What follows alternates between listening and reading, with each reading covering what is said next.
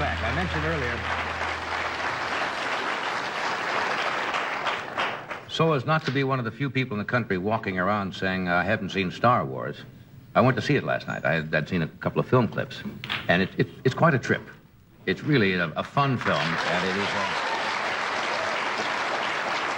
and underneath all the special effects, it's a story about a kid growing up on a planet that has, not like our two suns, monsters and strange people under any rock, but he seems to be pretty normal, and he plays the central character from Star Wars. Would you welcome Mark Hamill? Mark?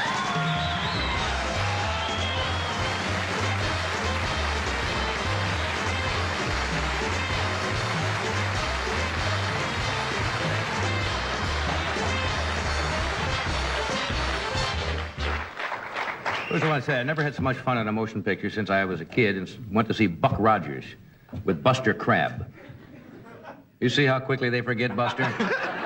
Oh, that was a big... They show those now on Channel 13 around, and those were done, I think, in the early 30s. And that was considered, you know, really far out. Right. They were way ahead of their time.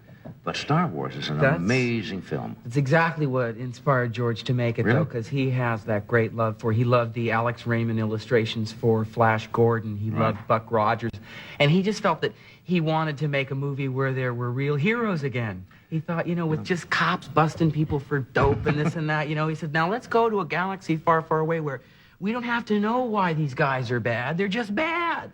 Well, what it was a Western. It's a intergalactic Western with the good guys very carefully delineated. You know where the bad guys are. You know the good guys. Yeah. You got the hero and his buddy who go to get the princess, right? Leia. Yeah. And it's all of those composite things together, and it's just for pure fun. You don't have to sit and say, what is the message behind this? No. What probing deep message? I understand Well, some people, they told me some of the youngsters have been back 5, 6, and 7 times to see it. We just visited the White House at that AFI film thing, and Amy Carter had seen it 5 times. We gave her a stormtrooper helmet from the movie, one of the white ones? helmets, and I told her to wear it at the dinner table every night.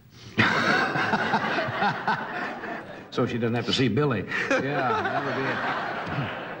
Yeah, I just read the other day, it's going to be, to sound mercenary, but you almost have to because it's a phenomenon in the business. And I'm sure when they made it, from what I understand, they really didn't have any idea because motion pictures are a gamble. You can spend a lot of money until the public shows up.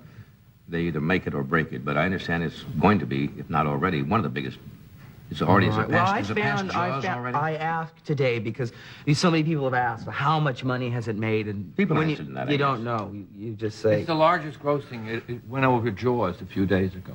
Yeah, what was the final total? Well, it's made 191 million in the United States in less than 6 months. $191 million. You know, it's yeah. And it hasn't even been released overseas yet, right? It's just opening now in Paris and Australia and a couple other places. But that is incredible. It is. When we were making it, people asked me, well, did you think it was going to be successful? And yeah, I thought I never really thought about it. I just thought, gee, this is great fun. I mean, they're giving us laser guns, and I get to rescue a princess, and you know. It looked like a campy thing to make. Well, sure, and it was so hard. A lot of times, it's a true story. Harrison Ford, who plays the space pirate in the film, at one point threatened to tie George up and make him say his own lines at gunpoint. I mean, the dialogue was a little bit difficult. I remember there was one line that I just begged him to take out of the screenplay, and he finally did.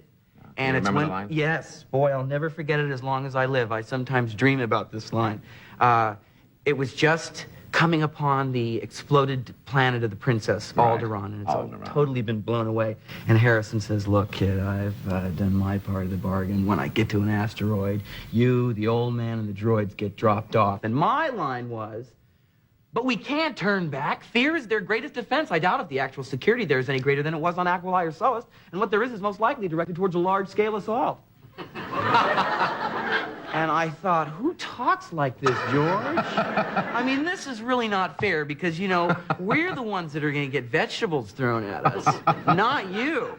It's a lot of fun. Now, you got to remember, you are luckier than a lot of people in the film. At least people know you. Oh, I saw an item in Newsweek today, just came out, about the fellow who played Darth Vader, who's an English actor. That's right, and David Prowse. David, what's his name? Prowse. He's a British weightlifting champion. And he says, here I am in one of the biggest grossing motion pictures of all times. And he plays, you know, Darth Vader, the guy in the black thing. Nobody knows who he is. Yeah. And the And the little midget playing R2D2. R2D2? Well, our R2D2, there were about 9 different R2D2s, and 8 of them were real robots, either hydraulic air or radio-controlled or little wires. And one had Kenny Baker, who's the smallest man in England. It was really terrible because there'd be like 5 R2D2s all around the set, and we'd go to lunch, and we'd hear a little man going, "Let me out, let me out."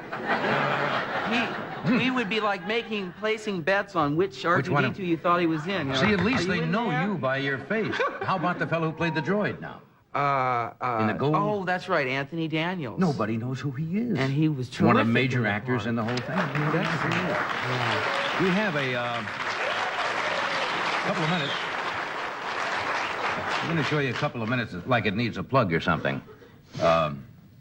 But those of you who haven't seen it might get a kick out of this. What particular scene is this, Mark? You know what we're going to see? Yeah, this is, we've just rescued the Princess... Princess Leia, right? Princess Leia, and actually, it doesn't make any difference. If you just put it on, just we'll watch all it have a and good laugh. It's too bad we don't have, too bad we don't have the whole stereophonics.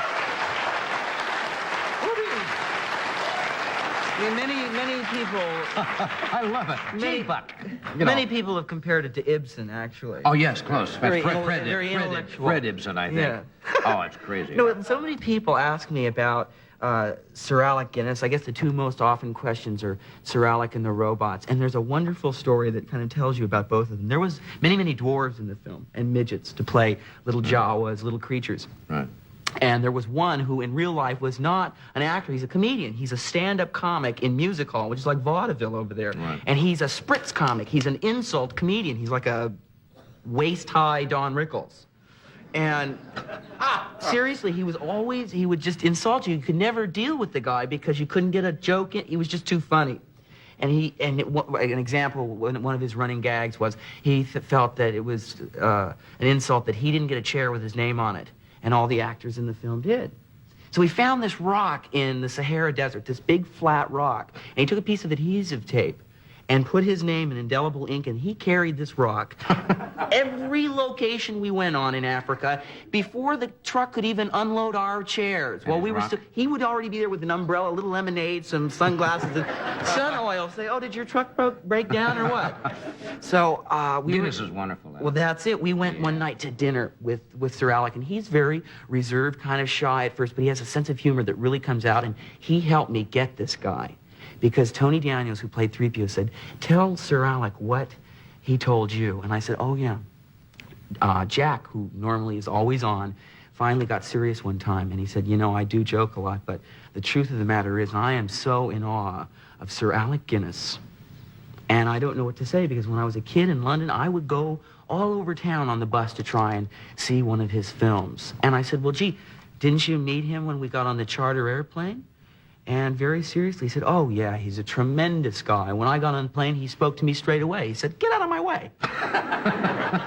So I said, "You little, I'm gonna get you." And we told Guinness this. Now, Guinness chuckled, and he sort of stroked his beard.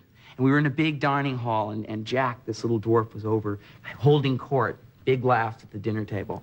And Guinness leaned over to me and said, "Which small person is he?" And I said, "See that guy over my right shoulder?" Now, fade out. 2 weeks later, we're in the desert again.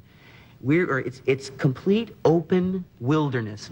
Everywhere you can look. You can walk with your eyes closed and never fall down. And Jack is sitting on his rock reading his book. And Guinness started very slowly walking towards Jack, and I said, "This is it. This is the day." And I kind of watched from the side. Guinness had the hood on, like that big sorcerer's hood, and he's really ominous looking. And he kept getting closer to Jack and closer to Jack. And Jack started like looking around and thinking, well, I'd better say something. So he was halfway off his rock to say hello. And Guinness pulled the hood back and said, "Get out of my way! Get out!" And Jack, the blood dropped from his face, and he was shaking. He just looked all around because you could go anywhere and not bump into him. Well, Jack said to me, "I have to hand it to you. When you play a practical joke, you get the best talented people in England." That's funny. You can do the sequel too, I understand, right? Yeah. Star Wars. Okay. We'll return after this message from Sears, the men's store. Well, it's